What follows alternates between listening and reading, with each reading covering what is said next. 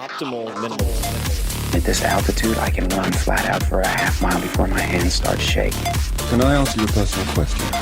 Now would seem an appropriate time. What if I did the opposite? I'm a cybernetic organism, living tissue over a metal endoskeleton.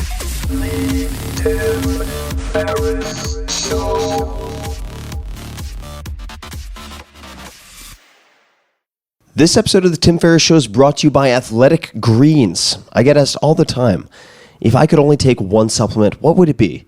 The answer is inevitably Athletic Greens. I view it as, and a lot of you now view it as, all-in-one nutritional insurance.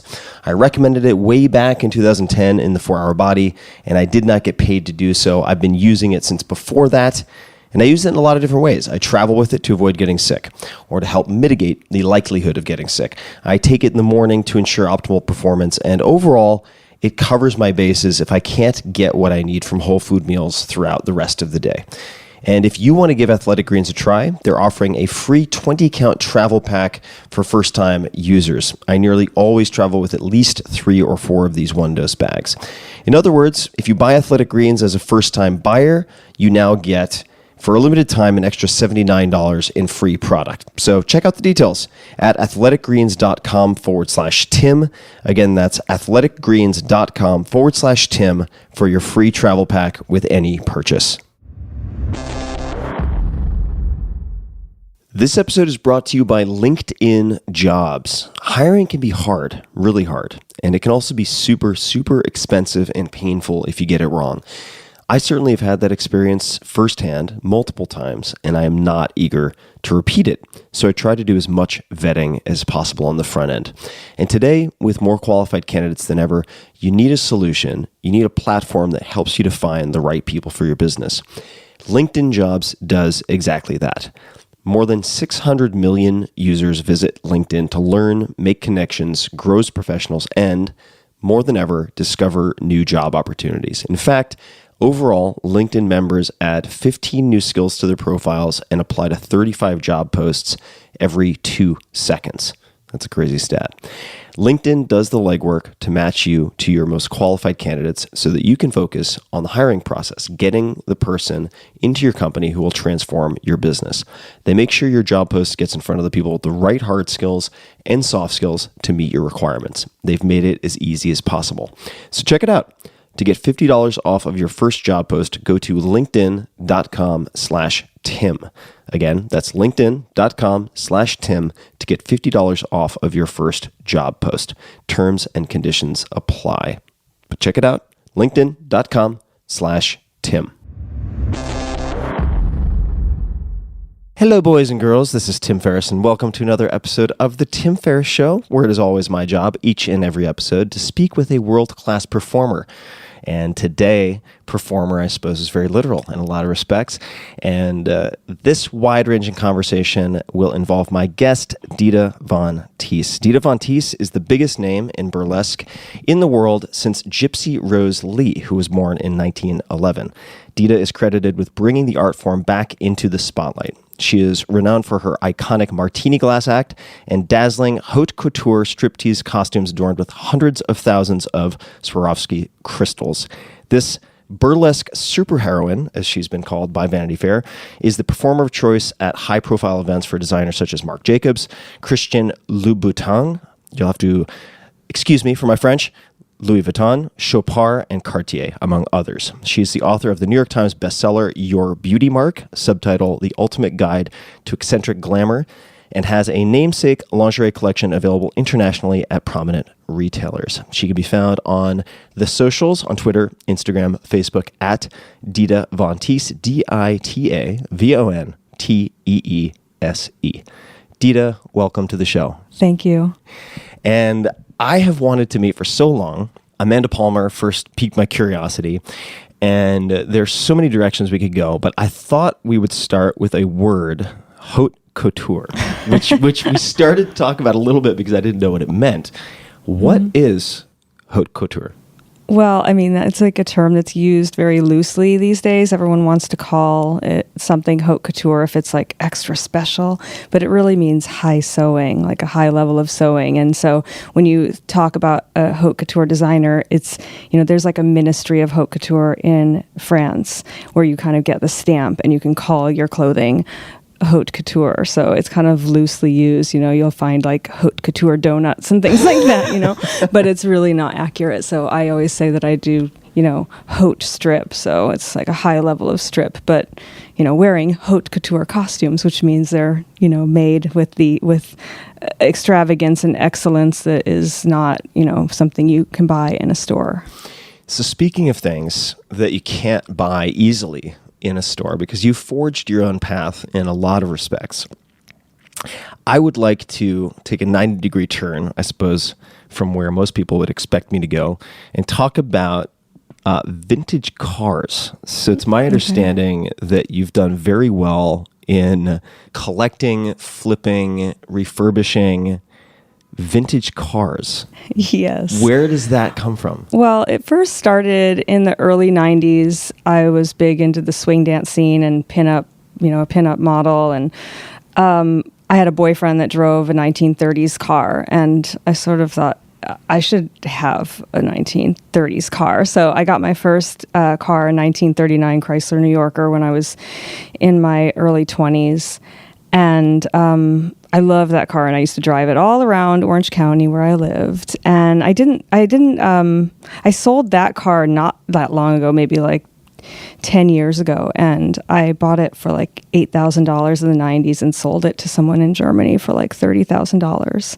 So I thought, I should do this more. So I started buying more cars. I met a really great guy that helps me with my cars. And so he goes to all the auctions and finds things at a good price. And then we fix it up.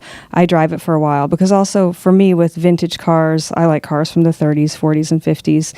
But with vintage cars, it's like a relationship. I've had cars that I had a bad relationship with, like the brakes going out. And, I had this 65 Jaguar S-Type for a while that I loved. It was so beautiful. I actually bought it on eBay while I was drinking red wine and taking Ambien, which was probably not the best idea. But so I picked up this car, and it was so beautiful.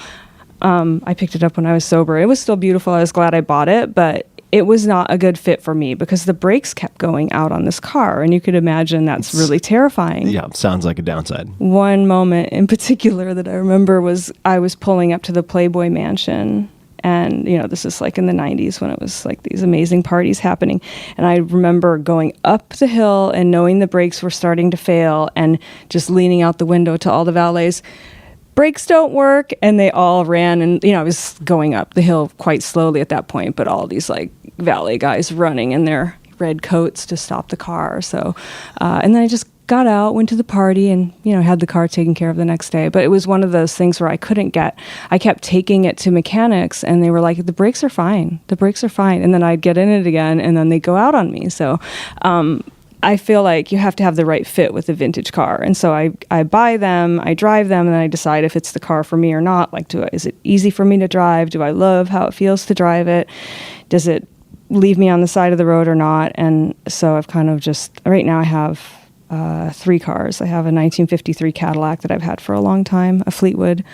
I've had that one for a while, and I love that one. And I have a 1940 LaSalle, which is a Cadillac. It's a convertible, like a big black gangster car. Really beautiful, but I don't drive it that much. And then I just bought a car. It's called a Woodill Wildfire. And it's a convertible. It looks like the Disney Cars car. So I bought that one actually to flip it because it's super, super rare. And it's not really the kind of car that I can cruise around LA in because it'll be like a really, it'll go to Pebble Beach for sure next year. So I'll drive it for like a year. I'm having it all done up, and then I'll take pictures in it, drive it, enjoy it, and then, flip that one. Now, is part of the ability to flip these cars associated with the fact that you have driven them, or is that a selling point, or is that not part of the selling process? I think it's a little bit of both. I feel like vintage cars are one of those things, if you can keep them for a long time, they will always retain their value. It's just you have to not be desperate to sell it. and you can always turn a profit. But yeah, like having, the pictures or video or, me getting photographed with it, that's, but I don't just buy them and take pictures of it and then sell it. Right. I really use them. I really love them, And you collect, or you have collected other things, or I should say, vintage cars are not the only vintage that you've acquired in the past. No, I mean, I pretty much collect dead people's things, of all kinds. My house is like a museum. I'm a maximalist. I love, I like recyclables too. I like vintage clothing because it's another thing that retains its value. I started wearing vintage when I was just out of high school. I graduated from high school in 1990, and I bought vintage clothes because I couldn't afford anything else, and I kind of wanted to get the designer look. I could emulate designers like Vivienne Westwood or Jean-Paul Gaultier by buying like vintage bullet bras when you could buy them for nothing. And so I started like that because I couldn't afford like, the designer jeans my friends in Orange County had or the cool sneakers. So I kind of like went to flea markets and went to vintage stores. And then, lo and behold, all these years later, it's super collectible. And I have amassed an amazing collection of vintage clothing that has really has a lot of value. It's amazing how that works. And it makes me think of like my habits and hobbies with comic books as a kid. I mean, I didn't acquire them to have them appreciate and value. But like you said, lo and behold, it's how kind these of things work. a life lesson, right? Like if you do things with authenticity, like that's what I've always retained from it's a common thing of all of my life lessons is like things that are authentic. If you do it in an authentic way, like what I never said, I'm going to be the world's most famous burlesque star. I'm going to be a stripper in the modern times. I just did it accidentally. And it's the same thing with collecting, with the cars and the vintage clothes. It was sort of like, I just loved it. And then I'm lucky that it all worked out. So we're gonna look at luck, and we're gonna look at decisions. I think they go hand in hand. Very often you have maybe not equal doses of each, but certainly doses of each.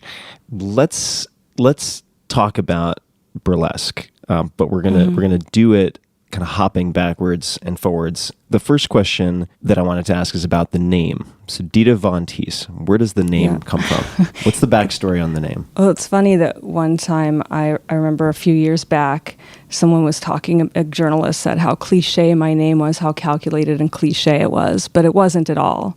So I was working in a strip club in the early 90s in Orange County, and I had picked the name Dita because I had just seen a movie with an actress called Dita Parlow. And then there was also like the Madonna character in the sex book. And I kind of was, into this 20s look at the time. I kind of went through different eras that I loved and emulated that. So I picked the name Dita. And then a few years later, I was asked to be in these Playboy newsstand specials. I don't know if some people remember this, but they used to have always these special magazines called the Book of Lingerie or whatever. So I was in those in like the mid 90s, and they told me I had to have a second name. And I said, no, why? Madonna, Cher, Dita, what? And they said, no, you have to have a second name. So I opened up the phone book because we used to have yellow pages back then, or white pages. And I was like, people with a Von are cool in their name. So I looked under the Vons and I found this name Von Teese, Treese. And I called Playboy and I said, I'm going to be Dita Von Teese. And they're like, okay. And then I remember the magazine came out and I went to the liquor store and I grabbed my issue and I opened it up and said Dita Von Teese. They forgot the R. And now I wouldn't think anything like, oh, this is cool. It's like striptease, Dita Von Teese. I thought I need to call them and tell them, give them what for. And so I called them and said, it was supposed to be Dita Von Teese. And they said, yeah, we'll correct it next month. So, the magazine came out again and it said Dita Von Teese. So I just kind of left it. And I didn't think ever for 1 minute that I was going to be famous with that name or I was going to be trademarking it internationally. I would have probably done it differently if I had known that it was going to turn into what it has. So seems to have worked out. Yeah. But I was just, like working in a strip club, posing for these Playboy magazines, and it was something I thought I would just get married, have a baby, and like that would be my past of being this pinup star and stripper. Well, it seems to me that there's an argument that people can make for planning big, thinking big, and making those decisions with this really long-term outlook. But I think there's also an argument that could be made if you look at a lot of the people who've been on this podcast, that if they knew then what they knew later, they would have fucked it all up by trying to sort of craft themselves for the world. And they would have lost that authenticity or that spontaneity that is actually kind of the genie in the bottle that helped them to do what they did. Yeah. What is burlesque and how did that enter the scene? Because my understanding in doing the research, and also you very generously contributed your answers to Tribe of Mentors, is that ballet was one of the, I guess, first focal points. So how did burlesque enter the picture? And what is burlesque? Yeah. Okay. So I wanted to be a ballerina my whole childhood, but I was just not really that good at it. I just loved it. And still to this day, it's like I like to take a ballet class, but I'm the ballerina in the back and I have to follow everyone. And I just never had that, like, I was just not naturally meant to do that, but I loved it. So burlesque was a type of show that was sort of a spin-off of a vaudeville show back in, the 1930s and 40s.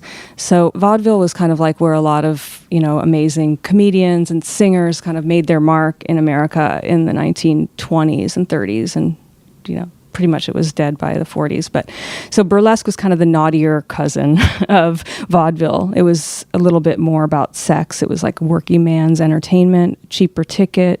You could go and see, well, actually originally it was kind of just a variety show, but the stars of the burlesque show kind of became the strippers, and it was kind of by an accident. They say there was like a dancing girl. There's different folklore for how it actually started, how burlesque in America really started. That idea of striptease to music with a band or on stage. There was one story about a girl who was trying to do a quick change, and she started like pulling off her outfit before she was concealed from the audience, and they went crazy. And so, in those days it was like, well, what can you do to make a name for yourself? So obviously that turned into like a striptease act.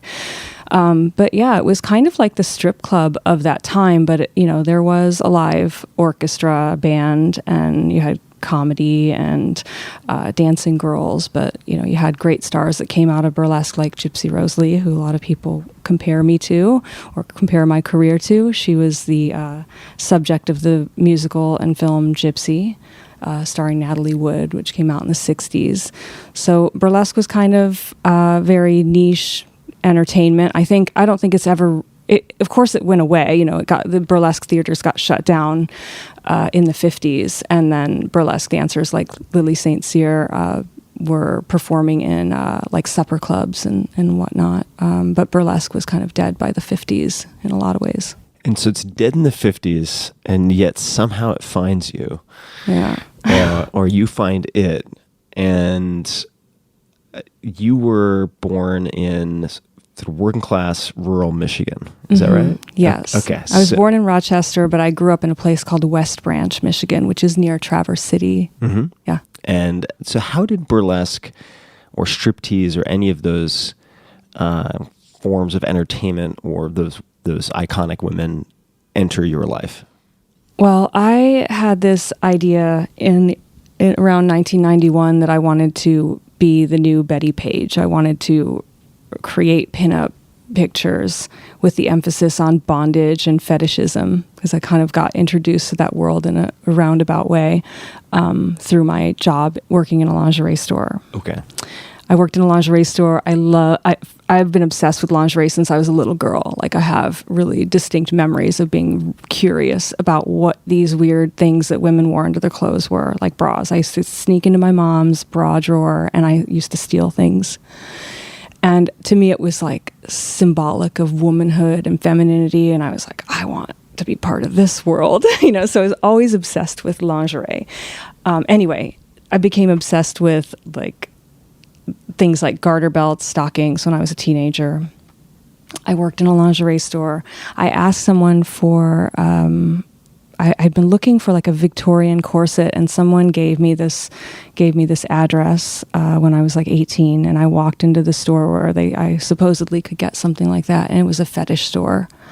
And it kind of opened my mind to this whole other world that I had no idea existed. And I was shown this picture of Betty Page, and I thought, why isn't anyone doing this now? And I decided I was going to be that. And so in the the process of me making all these pinup pictures and even bondage movies and all these things that were from that, in a 50s theme, I would be looking at these vintage magazines, and a lot of the models that posed for these vintage magazines or these fetish magazines, that would say they were a burlesque dancer too. I was like, but burlesque dancer? So a lot of these women that posed for pinups back then in men's magazines in the 30s and 40s, they were also dancers. And I thought, like, oh, what a great way to use my failed ballet career. I could perform on stage and perform in these vintage outfits. So my first stages for that were strip club, regular strip club. And then as I became more famous, like with Playboy and everything, I would headline the big strip clubs all over the United States. And I'd get, then suddenly I was the most famous fetish model in the early 90s too. So I was performing at this like Torture Garden in London and the Fetish Ball here in LA, and kind of doing all these like fetish parties. Okay, I have so many questions. Thank you for that. Your career and trajectory is so interesting to me on multiple levels, because, and then I can list off all the reasons, but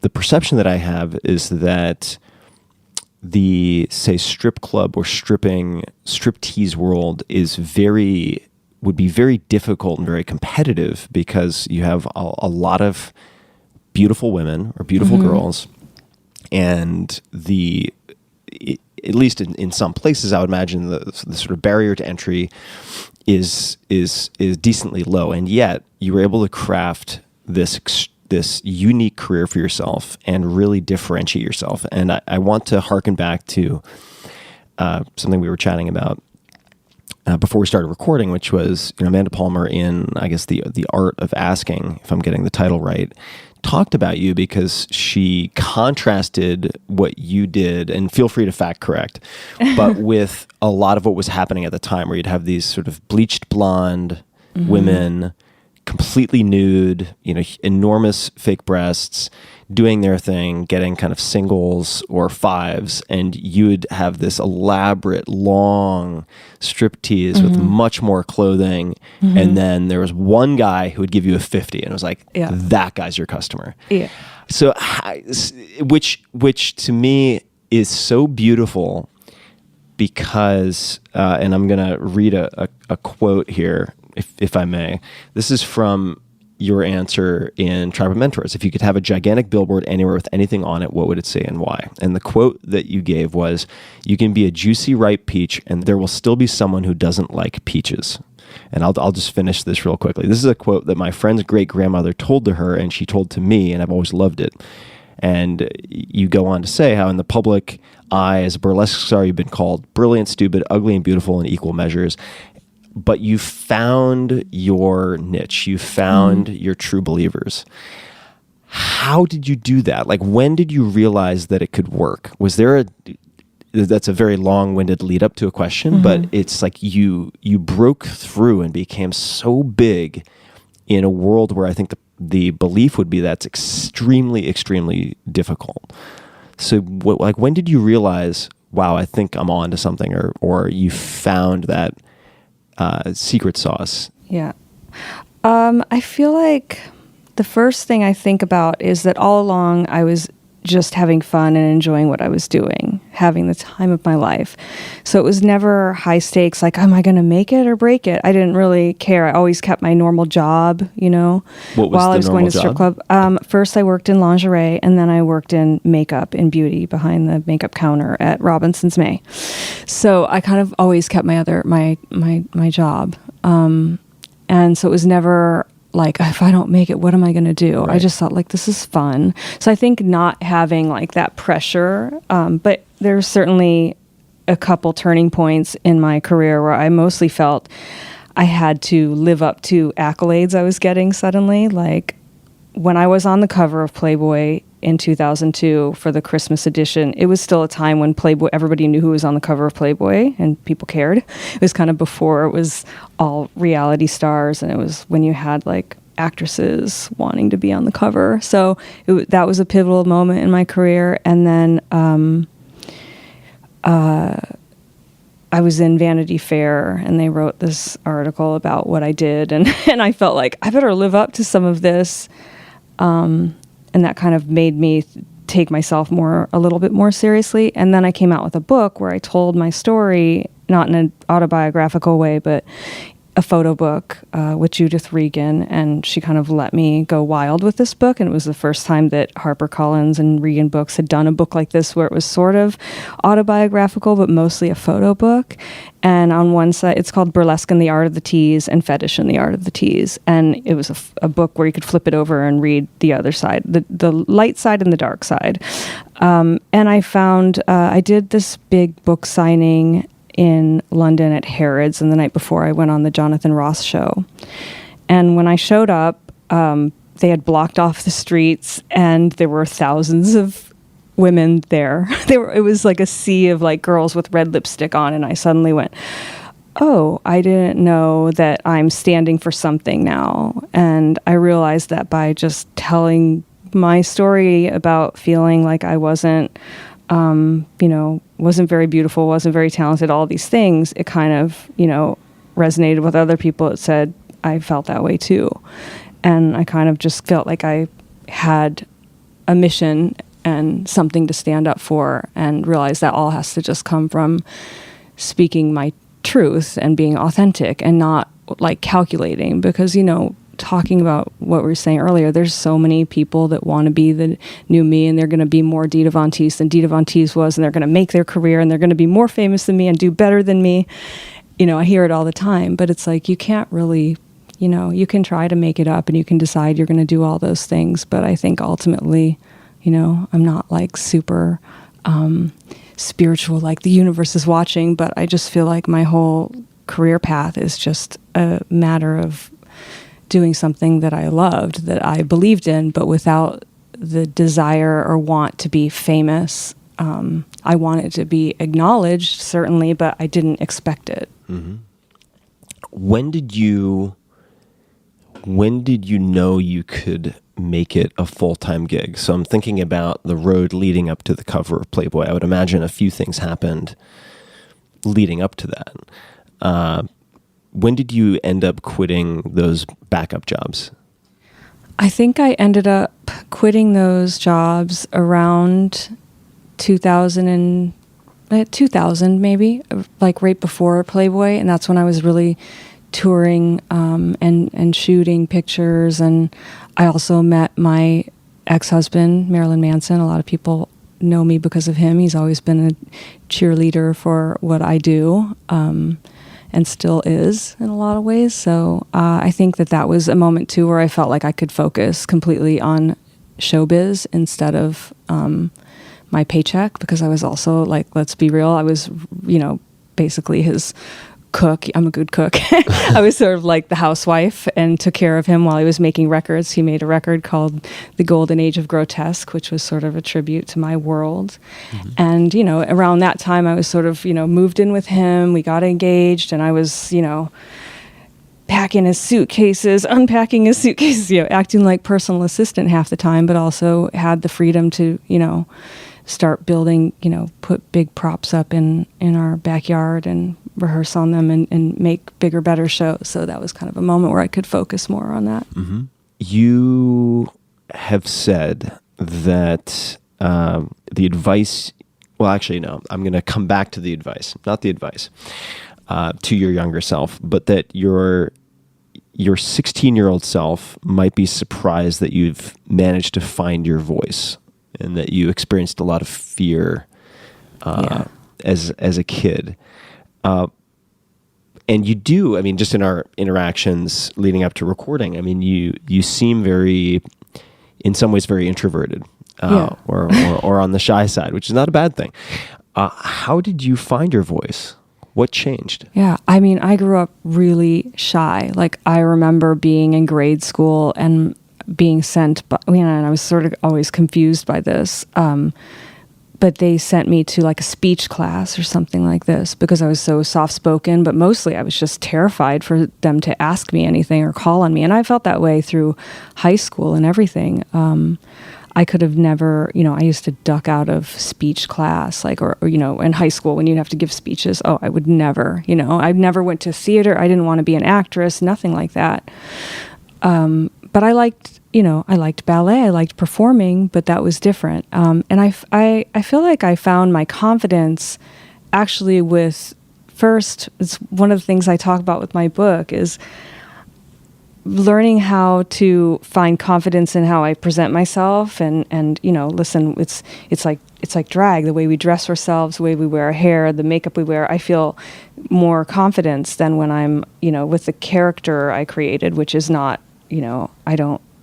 it's a character, but it's not. Yeah. It's like an aesthetic character, but I'm not. I still find the importance in being still the Heather Sweet from Michigan and the vulnerability coming across not just with the appearance I've created, but on stage with how I perform. Heather Sweet, for people who don't know, your birth name. Yeah, I'm Heather Sweet. It sounds like a stripper name, I know. What was I saying? You were talking about confidence and when you put on and I'm just paraphrasing here, but when you put on the persona that allows you to assume a level of confidence that you don't normally have access to. I felt like wearing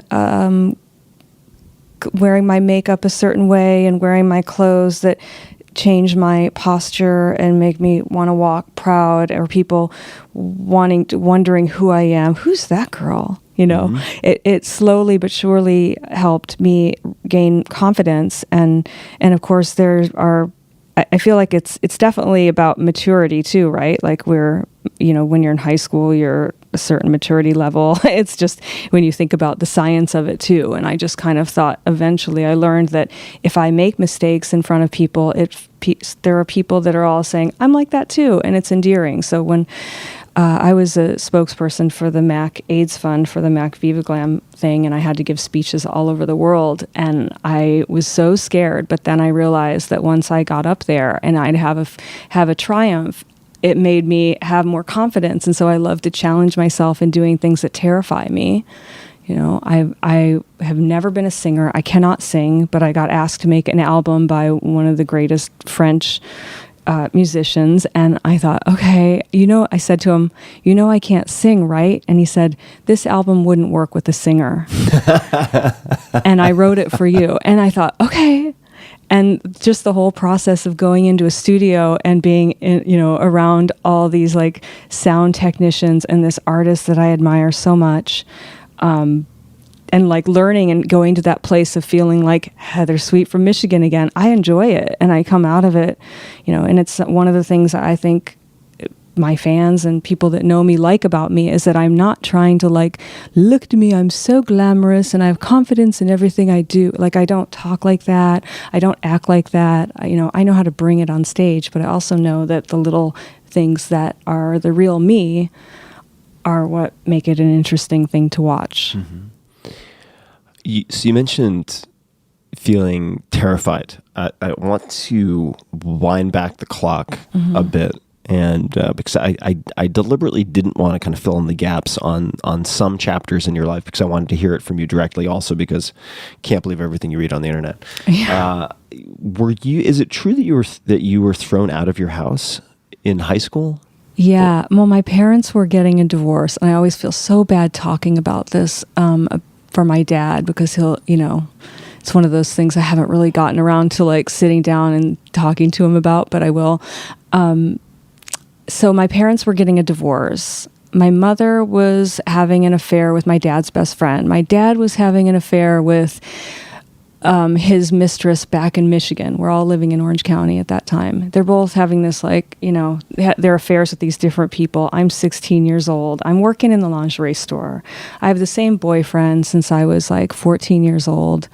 You know, I'm living my life. I'm working, I'm going to school, I'm working, I'm hanging out with my boyfriend. I'm not, you know, I'm not getting amazing grades, but I'm not getting bad grades. I'm not doing anything bad.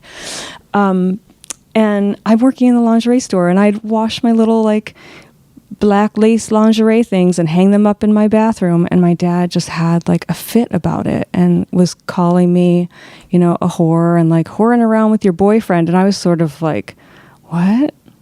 You know, I was like, I have a credit card. I'm working in a lingerie store selling lingerie to like, you know, grown women, and it's a legitimate, it's not a sex store. It's, you know, I'm selling like nightgowns to ladies in their 50s half the time. So my dad like kind of threw me out of the house. I mean, he was drinking a lot at that time. So I went to go live with my mom, which was better for me because I've always been closer to my mom, and we've always understood each other a lot better than, you know, dads and daughters don't always understand each other that well. So that's the story of me getting thrown out of the house. Was that hard for you? I mean, I've never been thrown out of a house, man. I've certainly had my own childhood stuff, but was it more of a relief than anything? Yeah, it was kind of like, I feel like I could recognize whatever my parents were going through, and that, you know, divorce is never easy on anyone. And I was sort of like, it's, you know, I was always very like relaxed about things like that. And even looking back, it wasn't traumatic. I sort of just went and lived with my mom, and, you know, I had more freedom that way. It wasn't long after that I, you know, moved out. You know, it was a couple years later that I was kind of on my own. And, yeah, I don't know. It was more, it made me think about it a few years ago. I didn't think about that too much, but it made me think about how people have their own associations with certain things. And my association with lingerie and black lace and garter belts and stockings was kind of an innocent one. Like I said, it goes back to that rite of passage of being a woman, not sex. You know, certainly I know how to use the tools of seduction and things like lingerie. I know how to use that in my personal life, but, you know, it's never been that for me.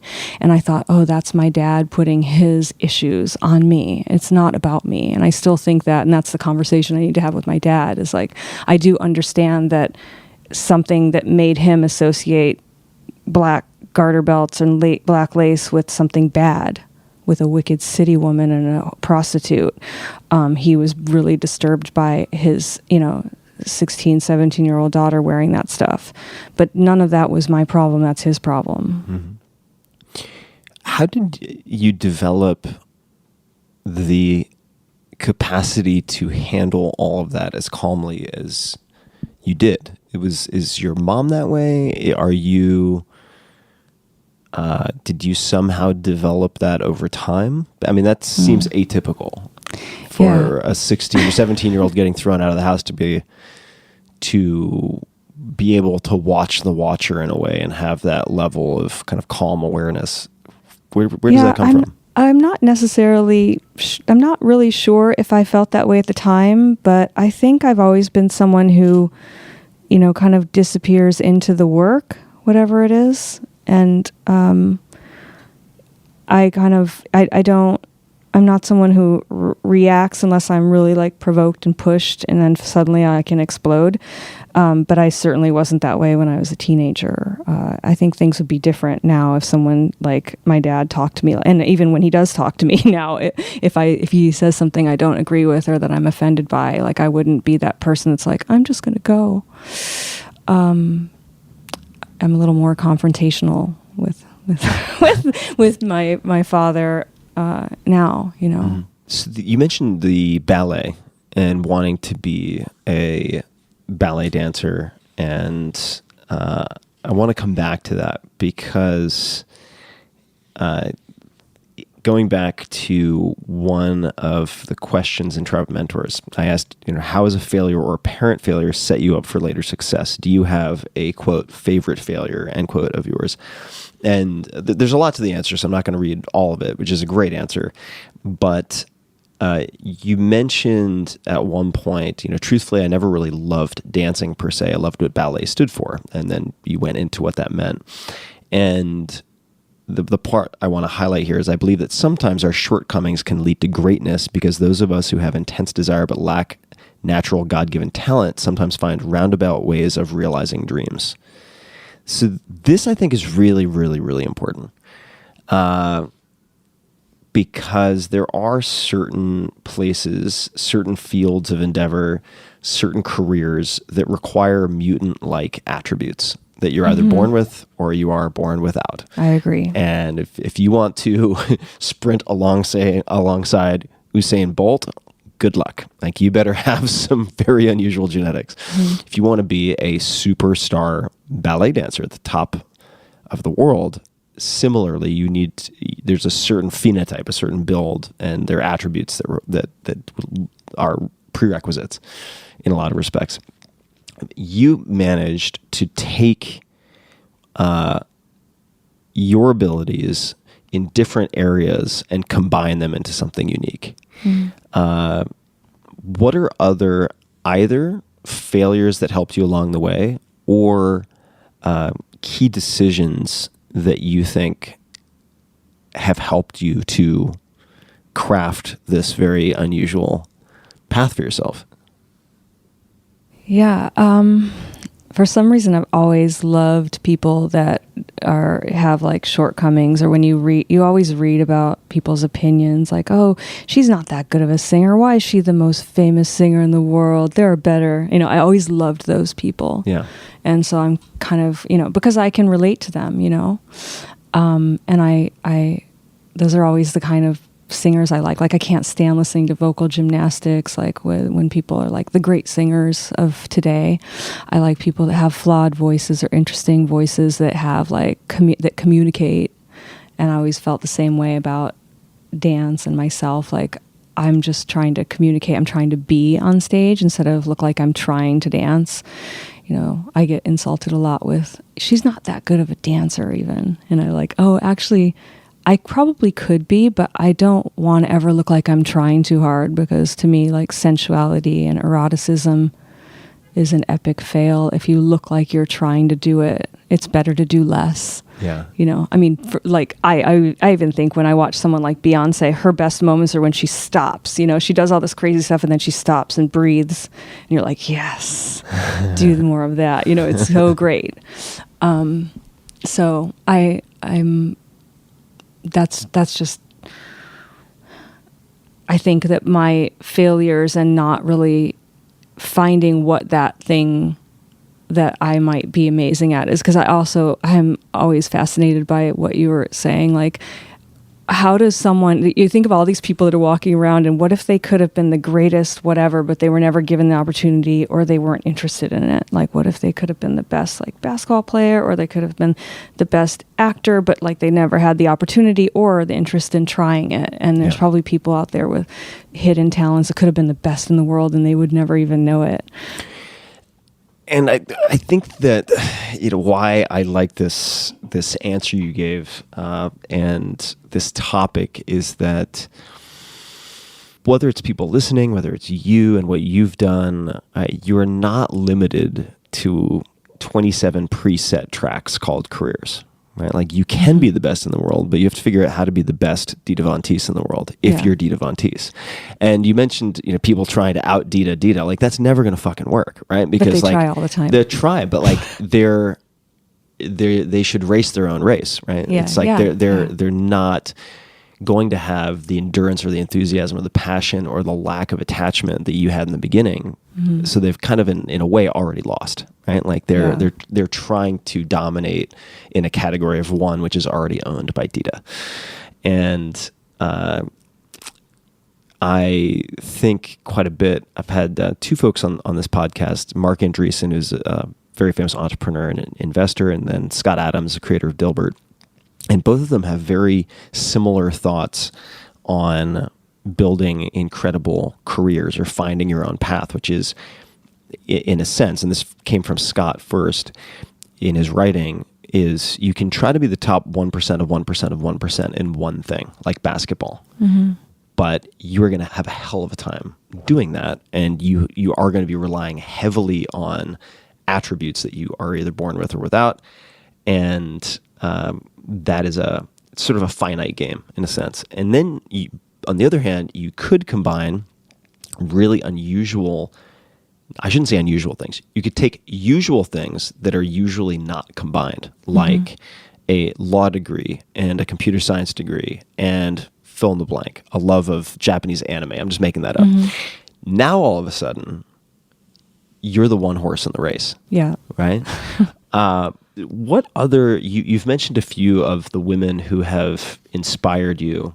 Are there any other, whether it's women inside or outside of burlesque, or really anywhere, who inspire you along those lines? Kind of people who have carved their own path. You mentioned Madonna earlier. Yeah. This is something I also wanted to mention.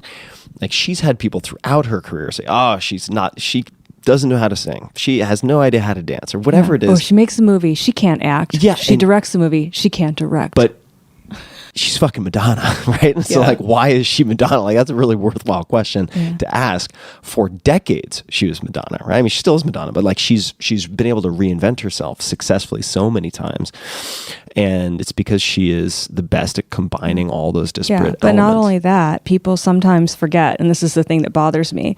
She was the first person to sort of like, I'm going to make a music video on stage. And the shows with all the dancers and, you know, all of it around her. She was the person that was like, I'm going to make this stage show that is like a spectacle. And so what bothers me is that people definitely have every show. That's the benchmark now. Everyone has to try to have all these dancers. They have to have designers making their outfits. They have to do all this stuff. But sometimes these people will forget that they wouldn't even, she's the one that paved the way for that and inspired everyone to do that. And, you know, it bothers me when somebody doesn't get credit for that, you know? Yeah, for sure. I mean, because I watch people all the time that are like, they'll imitate one of my shows, but then they act like they never saw me, they've never heard of me before. Yeah. You know, because there's always that. Everybody wants to be recognized. They want to feel like they did something that was the first thing, you know, and they changed the world. But it's honestly like, why don't you do that first, you know? And then you can, instead of just trying to sweep it under the rug that you saw somebody else do it, and you decided you were going to try to make it better, but you didn't. No, I agree. I totally agree. Are there, what other notable influences have you had? Any gender, any discipline? Has anyone come to mind? There's one that I can definitely bring up just because I think she's amazing. But no, I want to hear. Oh, Madonna. Okay. No, Madonna. Well, that I was the also, one. I brought her up as just someone top of mind that I didn't want to forget. Well, let's just jump to it. Mae West. Oh yeah. Mae West. Mae West. Who is Mae West for people who don't know? She was an actress that I think there's still no one that's ever done what she has. Do you know much about Mae West? Very little, other than what you wrote about her, just because of her incredibly well-titled book on sex, health, and ESP. Yeah. Very rare book. Yes. But also her quotes. I've just found her quotes to be so brilliant. All right, I've had a few too many cappuccinos prior to this interview, which is why I'm all over the place. But just to get it out there. So when I get attacked by someone on the internet, usually I don't reply. Before that, I don't even go looking for it. But if I just happen to be having a tough day and I come across someone and feel compelled to feed the trolls, I will very often respond. It's usually because I've offended somebody in some ridiculous way, and I will almost always just reply with a Mae West quote, which is, "Those who are shocked easily should be shocked more often." Yeah. And I just let her do my speaking for me. But who is Mae West? So Mae West is this fascinating. She was the biggest sex symbol in the 1930s, and the things that make her fascinating the short version, are number one, she made her first film at age 40, and she was the biggest sex symbol of her time. So imagine that now. Also, she wrote every line she ever said in every film. So when you look up Mae West quotes, and you will get like the best quotes ever written, the best one-liners ever written, she is that like, and that's what she said. She's like the originator of that kind of quote. So, and then she went to the studio bosses when she made her first films and became a sensation. She said, "How much does the studio boss get? I want more than that." And she got more than that. And she was the only person. She was the only actress that made more than the studio bosses just because she asked for it and she demanded it. And she was, a sensation back then. So she's kind of like a sexual gangster too. She was the one that flipped the script. Everything was, women had a certain role in Hollywood, and she was kind of like the male version. And she, even when you watch her film, she's objectifying men left and right. It's astonishing to watch. And I can't think of anyone in history that's done what she's done since. I mean, to actually write every line in every film is kind of, and she made so many films. And of course, she's there are some of her things about her that are problematic because it was a different time, but what kind of stuff is problematic? Well, I mean, she appeared, I mean, there's a great documentary coming out about her I hope people will watch, but she grew up, a lot of people say she appropriated Black culture with her like her swagger and the way she sang and talked and everything, and that was kind of an imprint of childhood because she was actually like a child actor in a minstrel show. So that was kind of like she just picked it up, and turned it into something totally different. So that's one thing. But, then we could also argue like she completely swirled it into something new and became Mae West. And, Mae West is like this character that, there's never been another one like her. And, she's drag queens do Mae West. Everyone does Mae West. It's like this character that we've never seen again. And when you squint your eyes, you're like, that's Mae West. So, yeah, she's someone I definitely admire. She went to prison for like writing a play about sex. I mean, she was sex positive at a time before it was popular. I mean, she wrote a play called Sex. I think she went to prison for like a week, but she loved it because she got to hang around all these other women and write more material, and she felt like she came out better than ever because of it. Workshopped the prison visit. Yeah. So she is a fascinating person. I'm glad there's some great books about her. One of my favorite one is She Always Knew How. But she also wrote... That's the name of the Yeah, book. She Always Knew How. That's a biography about her that I really like. There's several, and of course she wrote an autobiography, and if you can ever get your hands on Love, Sex, and ESP, is it Love, Sex? Okay, it's Sex, Health, Sex, Health, and ESP. Sorry, that book is great. I used to read aloud from that book in Paris. I'd get my friend. I lived in Paris for a short time, and I'd get my friends together, and we'd all drink champagne and read aloud from that book because it's so crazy. Great. Do you have a favorite film of hers? Not really. It's like one that you would suggest people start with. It's hard to say. I would suggest anyebody who's interested just go and start watching Mae West clips, like watching some best ofs, like reels of her quick one-liners of the things she would say. That's what I would say, because it's one of those things where the clips are almost better than the films on their own. Mm-hmm. You were just talking about Mae West writing her own lines, and I read something that may or may not be true. You can tell me, do you use stylists or do you not use stylists? I don't in my personal life. Mm-hmm. I am forced to often in my professional life, like for photo shoots for a magazine and whatnot, but I am self-styled. When I go on the red carpet, I just pull from my own wardrobe, or I have direct relationships with the designers. Which has kind of always been, a good thing for me, is having that direct contact with the people that I want to be dressed by. That whole machine of like hair, makeup, stylist, like I can't be bothered with all of it. Yeah. I don't need it. I feel like I know if it looks right, it is right, and also that's kind of what I built my whole career on, is being self-made and, in my books, empowering other women to be able to do whatever I can do. I don't know if this is apocryphal or if it's a real story, but I had read of some stylist picking up some very, I suppose, classic vintage shoes and saying, "Oh, these would go great with jeans," and you're like, "Okay, I think we're done." Yeah, this interview's done here. Yeah, it was actually Marilyn Manson's stylist when we lived together, and she was like, "Oh yeah, let's go look in your wardrobe." And she's a good friend of mine now, and it's all fine. It's just that I always, I figured out early on that I didn't need advice. I don't need advice on what to wear. I know what to wear. Prep for your shows.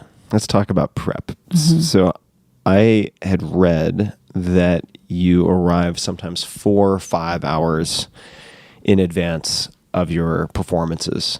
Yes. And that you could prep, you could get ready very quickly, but you choose not to. Yeah, it's a nightmare. Why do you arrive, as someone who arrives to the airport like 17 hours early for domestic flights? I feel like we might be birds of a feather in that respect, but why do you arrive so early? Well, there are a lot of, yes, I can get ready within a certain time frame, but when you start throwing in all of these things like answering text messages and people asking you questions, when I'm doing my tours, I arrive like 5-6 hours before because there's things like I want to look at the theater, I need to look at the stage. Sometimes, I need to set where the props are going to go because the stage is a different size than usual.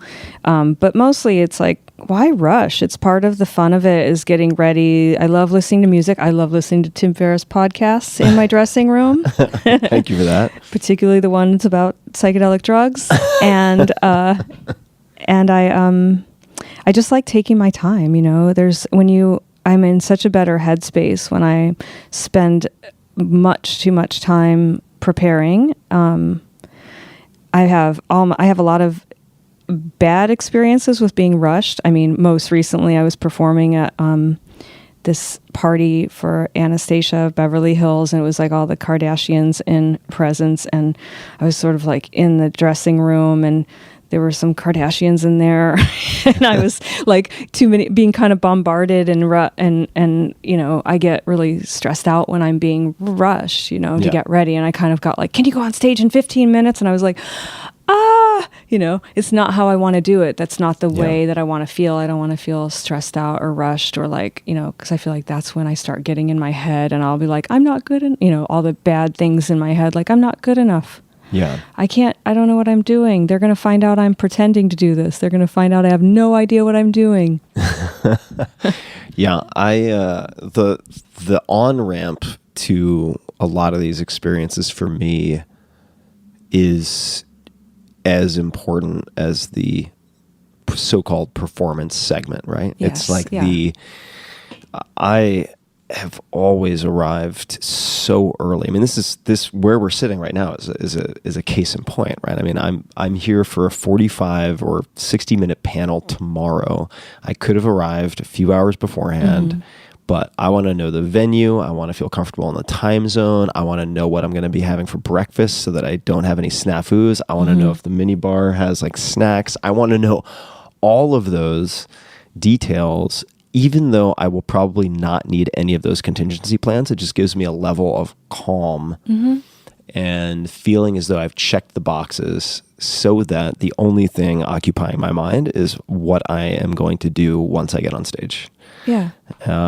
Otherwise, and I have friends, I envy them, who like they almost make it a game to see how close they can cut it at the airport with their flights. That is so much, it's just so anathema to my programming. I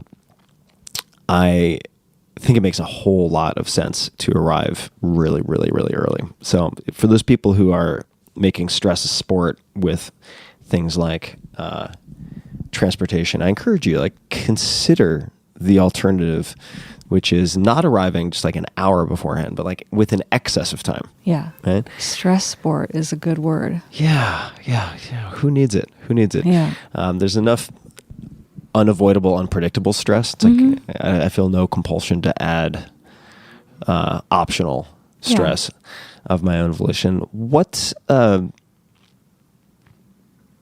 what would you say are any new behaviors or beliefs that have really positively impacted your life in the last year, 2 or 3? Is there anything that you've really changed for yourself, added or removed, that has had a significant impact on your well-being, would you say? Well, I know a lot of people say this, but learning to meditate, which I'm not a great, amazing model meditator. I use it when I need it, and that's kind of helped me in a lot of ways. What type of meditation? Or how do you Transcendental meditation. I feel like when it was always intimidating to me. I think I dropped into like a Buddhist meditation center once, and I was like, oh my God, sitting here for an hour with no thoughts. And it scared me away. And then someone introduced me to transcendental meditation. I learned with this amazing lady, and she had all these great stories about teaching Elizabeth Taylor to meditate, and Michael Jackson and all these people, and she had great stories, so it made it fun for me too to see her for all the training every day. I was like, oh, what story are you going to tell me now? So and then she also just took the pressure off, and when I would say like, I don't think I can sit there for 20 minutes twice a day, she said, why don't you try 10? And I was like, okay. So having that pressure off, and even now just realizing 5 minutes is good, that seemed to help a lot, and I'm trying to be better at it, and it's something that gives me a goal to achieve, to try to make sure I block out the time. What differences have you seen since starting to experiment with the meditation? Well, I think it's mostly like regaining focus, and having. I also, besides like transcendental meditation and clearing my mind, I also love to schedule like a massage or something that puts me in a relaxed state, but still a thinking state. Because I don't like, it's not like I'm trying to just tune out. Then I start like actually thinking about what I'm going to do. That's where I come up with my good ideas, where I'm like, what's my new tour going to be called? And I love to set aside that time of not doing and racing around and not, trying to accomplish things, and just like, I'm going to lay here for an hour and think about this thing that I need to figure out. I can do that at the dentist too sometimes, actually. At the dentist? Yeah, I kind of don't mind really going to the dentist. And it kind of makes me close my eyes and like think about things. Yeah. So it's more like taking a time out, because I have always these to-do lists, and I realize I'm, trying to chip away at it and doing too many things. And I think I just need to, it makes my life better when I stop and I focus, clear my mind, close my eyes, meditate.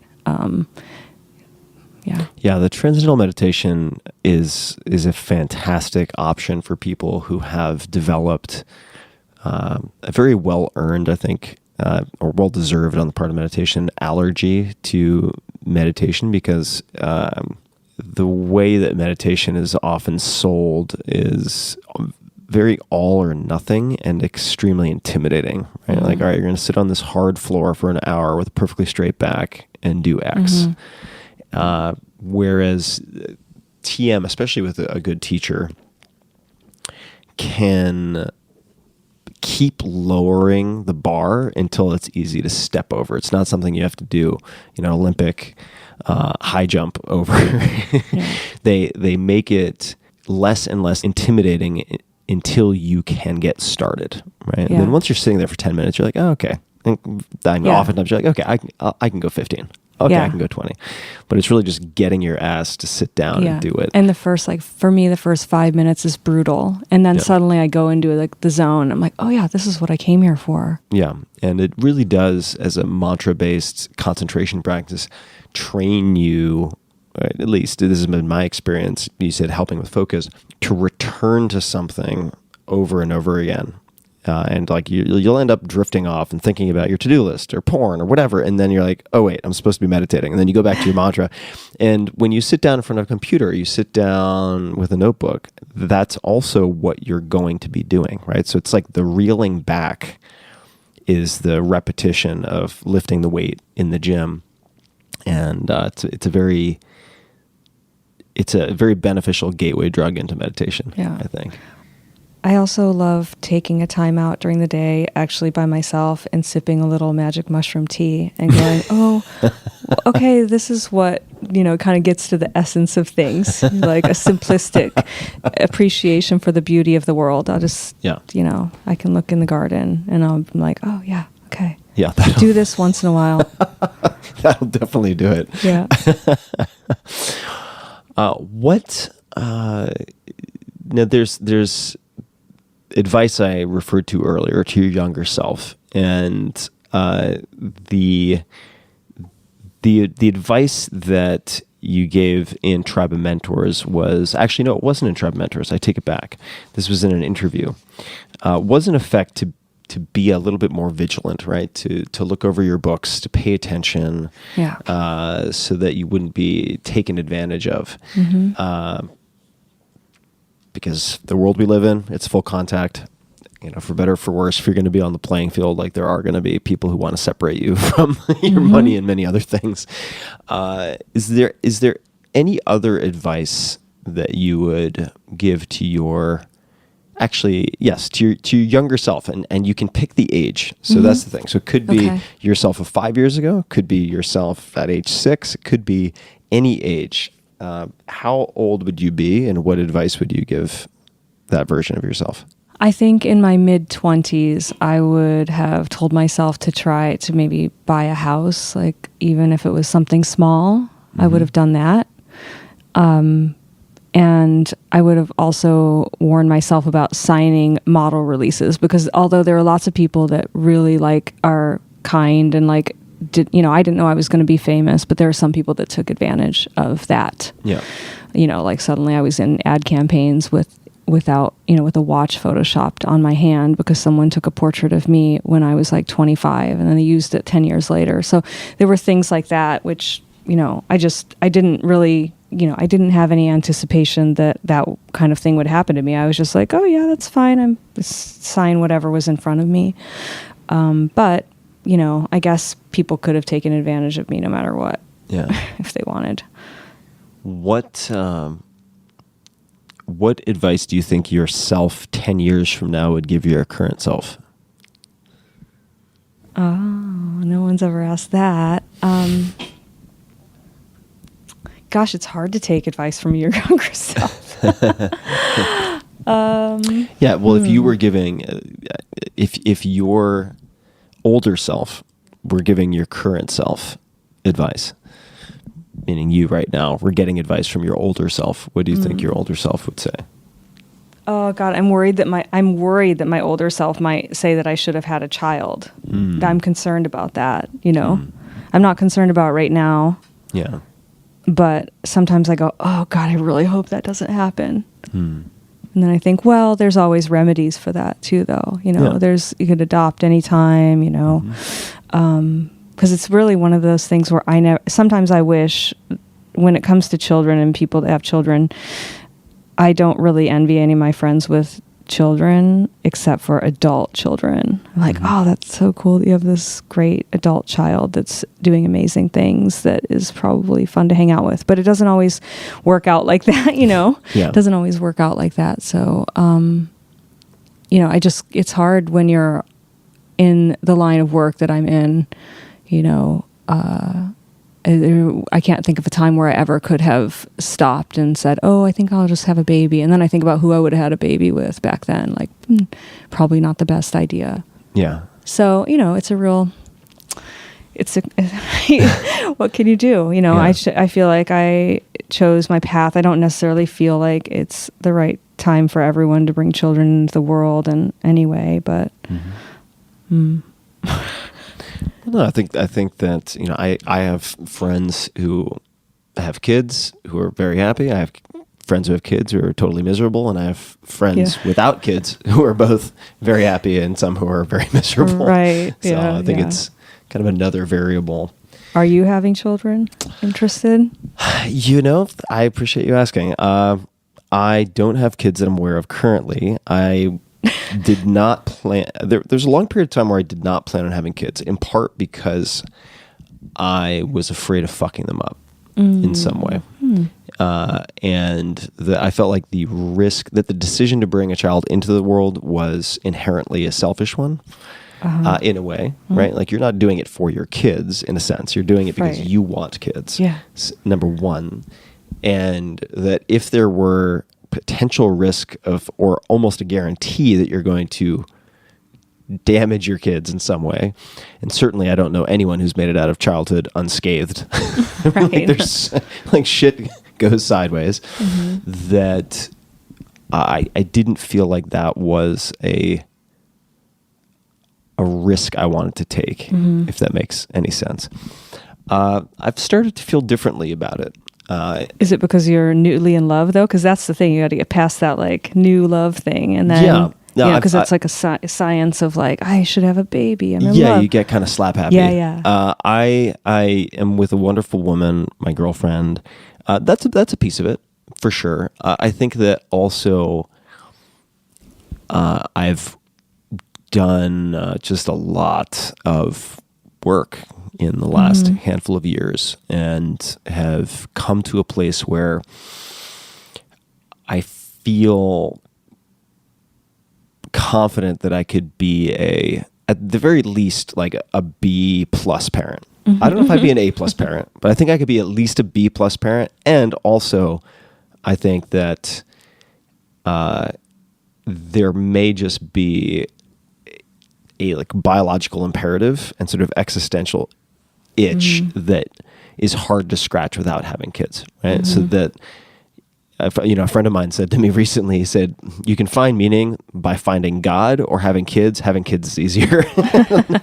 And so there may be an element of sort of inevitability in a sense, but I think I've also just come to accept that part of the human experience is making mistakes, and if every parent makes mistakes and is going to condition their kids in ways they don't want to, consciously or I should say subconsciously, and that if you're going to sign up for having kids, you should just accept on the front end that you're going to do damage, and hopefully you can help them undo it later, and you'll have a level of self-awareness to do that. So I would lean like the have kids-o-meter is kind of leaning more towards having kids. Yeah, at it this moves point. a lot for me. Yeah. But ultimately, I just think mostly about like adoption, or Yeah, I love animals. me too. You know, Yeah, me too. it's not. I know it's not the same thing, but it is like it's it's not the same thing. But not the same this thing, is but going to piss it's- off a lot of I parents. know, God. But it's not the same thing.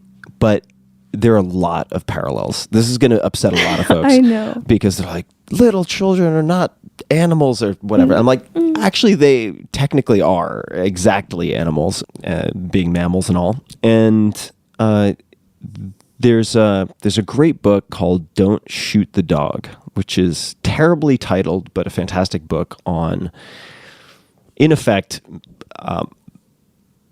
training of mammals. And it talks a lot about, I'm going to get so much shit for this, but that's okay. Training of dolphins, because you can only really effectively use positive reinforcement with, say, dolphins or aquatic mammals, because you're not going to hit them with a rolled up newspaper. Like, it doesn't work. They're just going to swim away from you. So you have to get very good at using cues, like a whistle or something like that, to indicate the behavior as a marker, and then rewarding. And it turns out you can use that for training just about anything. And one of the quotes, I believe it was in that book, that I loved so much was, if you can't train a chicken, you shouldn't be allowed to have a child. And I tend to believe that. It's like if you can't be aware of your impact on another animal and how it shapes that animal's behavior, I don't think on some level, and of course legally this has holds no water whatsoever, but ethically, perhaps you shouldn't be allowed to have kids. Like, you should be able to pass that test. And I have a dog now, adopted her a few years ago, about three and a half years ago. And so I've satisfied for myself that I can at least keep a medium-sized mammal alive and healthy for that period of time. And so we'll see. Anyway, I'm talking too much, but I think that's in part because it's been on the brain. And like you, it flips and flops. Yeah. When I go to the airport and I see like kids having a complete meltdown and their parents like pulling their hair out and just having a hellish time of going through the process, I'm like, I'm not sure. Yeah, I just think like, also I've been asked about it my whole adult life, and I think, wow, what in interviews, and I just always thought like, what if you were asking someone that could not have children, Yeah. and Yeah. why do we have to put so much emphasis on if you don't have children, your life isn't full and you haven't done the most important job there is in the world, because there are lots of people that can't have children for different Yeah. reasons. Does that make them less of a person? So that's one of the problems I have with people always putting so much emphasis on the importance of Yeah. being a mother. It's like, it's kind of, when you think about it, it's kind of not very cool to ask people about that or to make that statement that it's the most important job in the world. Yeah, I don't think it should be the number one priority for everyone. I don't think any one thing that I can think of should be the number one priority for everyone, right? I mean, it just doesn't make any sense. And like you said, there are many cases in which, for physical, medical, or other reasons, it makes a whole lot of sense not to take the sort of biological birthing route or necessarily adopt. Right? Like I know people who, I made friends of my parents and others who went their entire lives without kids and had very, very deep, rich, fulfilling lives and did a lot of good in the world. So, yeah, in my case, TBD. Still TBD. One thing I love in life is knowing women much older than me and asking for their advice. Like the thing that you asked me about earlier about watching my finances, that advice came from 1950s movie star and pinup model who's still around now, Mamie Van Doren. She's like a blonde bombshell. She was kind of like a Marilyn Monroe, but anyway, she was a big star back then. But anyway, I know her and I love to sit down with her and have her give me advice. And that was one of her things. It's like, watch your money. I know it's not fun. And it's not fun to look at numbers and challenge people, but watch it all. And she also had said to me, she has one son, and she was like, I love my son, but it wasn't the most important thing I did in life. It's not something you have to do if you don't feel inclined. And she said, and if I'm looking at the world today, the way I'm looking at the world today as compared to how it was in the 50s and 60s and 70s, she's like, I wouldn't do it now.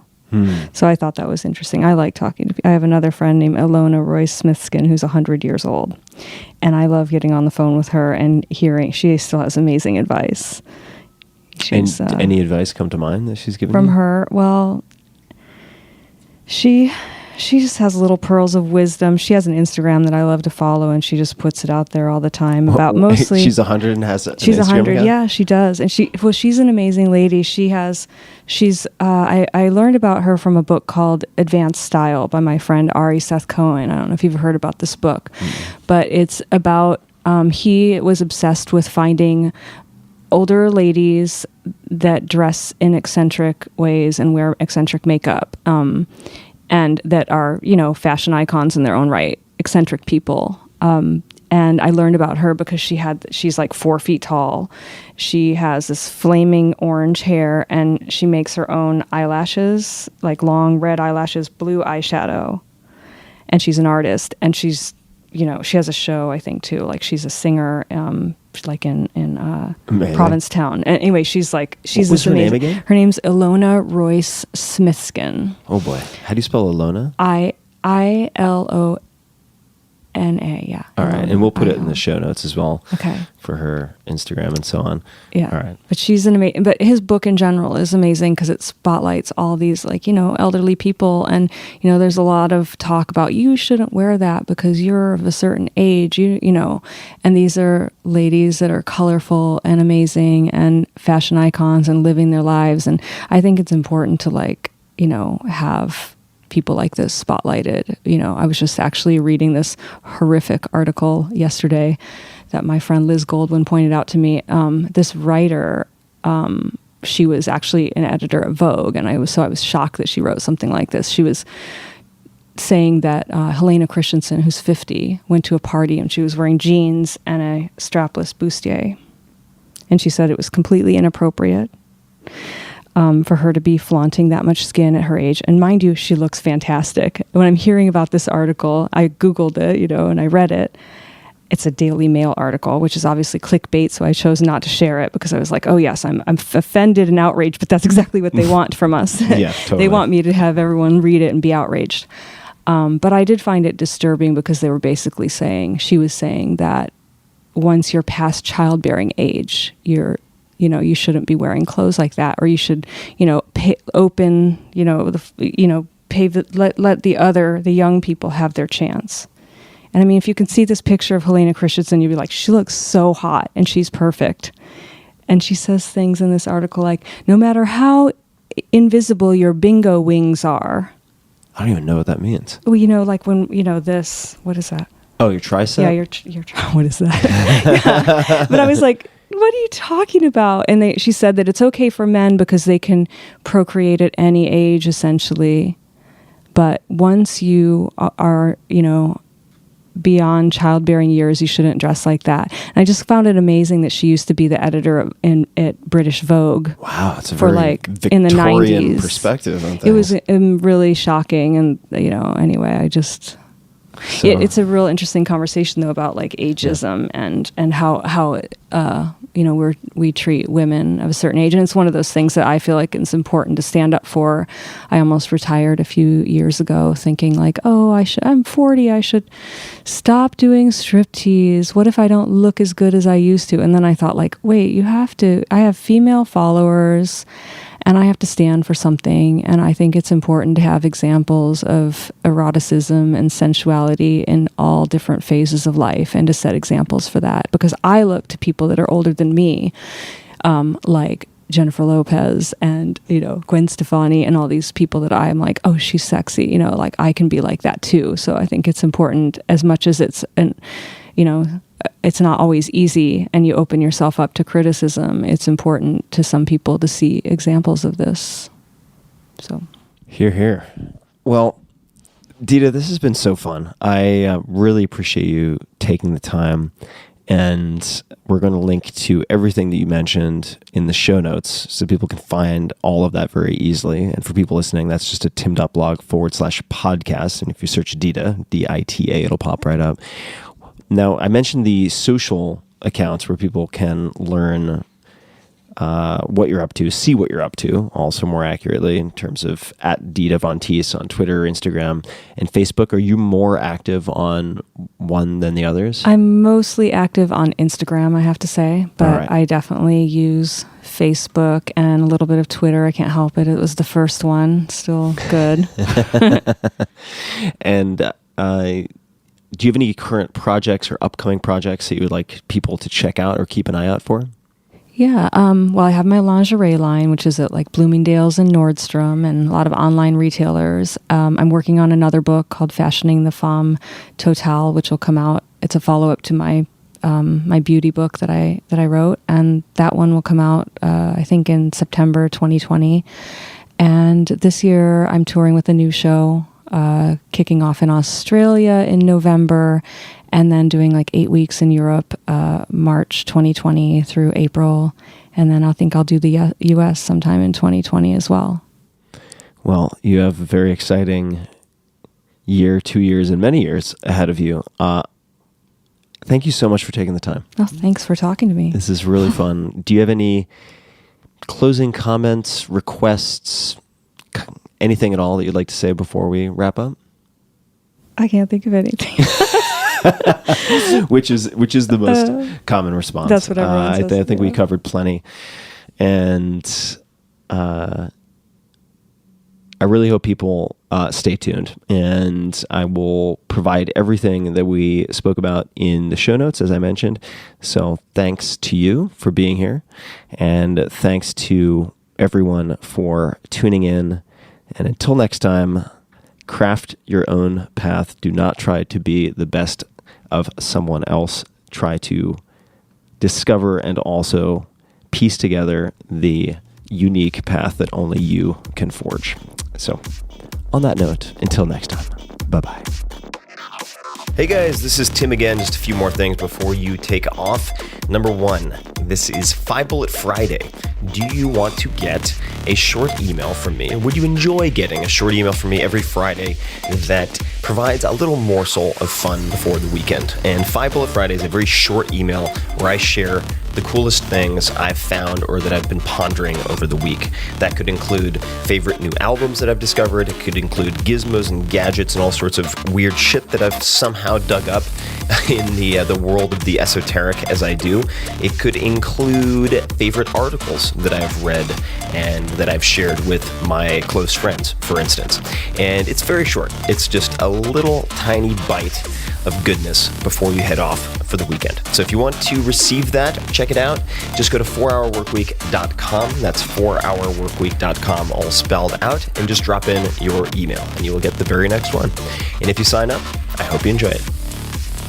This episode is brought to you by LinkedIn Jobs. Hiring can be hard, really hard, and it can also be super, super expensive and painful if you get it wrong. I certainly have had that experience firsthand multiple times, and I am not eager to repeat it. So I try to do as much vetting as possible on the front end. And today, with more qualified candidates than ever, you need a solution. You need a platform that helps you to find the right people for your business. LinkedIn Jobs does exactly that. More than 600 million users visit LinkedIn to learn, make connections, grow as professionals, and more than ever, discover new job opportunities. In fact, overall, LinkedIn members add 15 new skills to their profiles and apply to 35 job posts every 2 seconds. That's a crazy stat. LinkedIn does the legwork to match you to your most qualified candidates so that you can focus on the hiring process, getting the person into your company who will transform your business. They make sure your job post gets in front of the people with the right hard skills and soft skills to meet your requirements. They've made it as easy as possible. So check it out. To get $50 off of your first job post, go to linkedin.com/Tim. Again, that's linkedin.com/Tim to get $50 off of your first job post. Terms and conditions apply. But check it out, linkedin.com/Tim. This episode of The Tim Ferriss Show is brought to you by Athletic Greens. I get asked all the time, if I could only take one supplement, what would it be? The answer is inevitably Athletic Greens. I view it as, and a lot of you now view it as, all-in-one nutritional insurance. I recommended it way back in 2010 in the 4-Hour Body, and I did not get paid to do so. I've been using it since before that, and I use it in a lot of different ways. I travel with it to avoid getting sick, or to help mitigate the likelihood of getting sick. I take it in the morning to ensure optimal performance, and overall, it covers my bases if I can't get what I need from whole food meals throughout the rest of the day. And if you want to give Athletic Greens a try, they're offering a free 20-count travel pack for first-time users. I nearly always travel with at least 3 or 4 of these one-dose bags. In other words, if you buy Athletic Greens as a first-time buyer, you now get, for a limited time, an extra $79 in free product. So check out the details at athleticgreens.com/Tim. Again, that's athleticgreens.com/Tim for your free travel pack with any purchase.